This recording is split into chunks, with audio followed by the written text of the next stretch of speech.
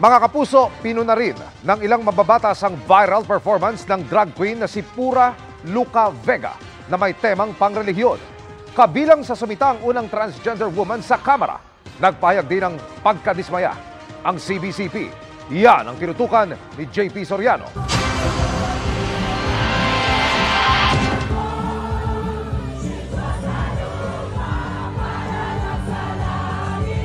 Umani ng samot-saring reaksyon ang viral at pinag-usapang drag performance ng Pinoy drag queen at social media personality na si Pura Luca Vega.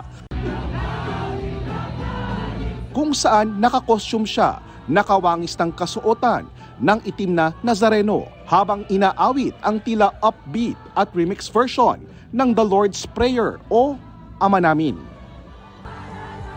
Ngayon, maging ang Catholic Bishops' Conference of the Philippines, nagsalita na rin laban dito. Yung mga religious elements or sacred elements ng religion ay hindi mo naman ginagamit for secular purposes. Na nakita natin doon sa ginawang pagsasayaw, di ba, merrymaking, performance, nagsisigawan yung mga nakapaligid, kinukuha na ng video. Lalabas talaga, ito ay mockery ng religion, ng faith. And then it's bordering on profanity also. And even blasphemy also sacrilegious. Pinuna rin ng CBCP ang nakakadismaya raw na pag-awit sa kakaibang paraan ng Ama Namin.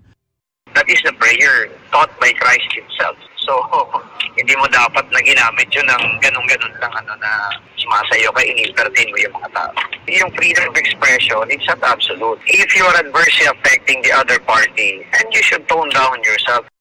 Nauna nang dumepensa sa kanyang Twitter space si Pura, pero sa panayam sa kanya ng GMA News Online ngayong araw, iginiit niyang hindi niya intensyong mambastos gamit ang Ama Namin remix. Ginamit niya raw ito para makakonek sa kanyang audience at ang kanyang drag daw ay sumasalamin sa bersyon ni Kristo na kaisa ng queer audience.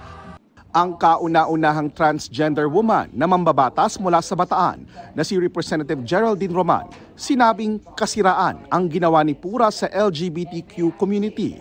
The mismong figure ng Jesus Christ at saka yung Lord's Prayer, aanuhin mo ng gano'n, hindi tama yun. Hindi tama, talagang nananadya yan. Ang masakit dito, nalilihis yung usapin from plain disrespect for the sensibilities, religious sensibilities of other people. Nalilihis na pupunta sa gender issue. Sabi naman ni Senator Risa Ontiveros, bilang isang mananampalataya, nakakalungkot daw ang pangyayaring ito. Gayunman, hindi raw dapat gamitin ang issue para itanggi ang karapatan at proteksyon ng LGBTQIA+ community. Kinundi na rin ni Senate President Juan Miguel Zubiri ang video na aniyay kalapastanganan. Sa isang Twitter post, sinabi ni Pura na naiintindihan daw niya kung tawagin ng mga tao na kalapastanganan, nakakasakit o nakakadismaya ang kanyang pagkatanghal.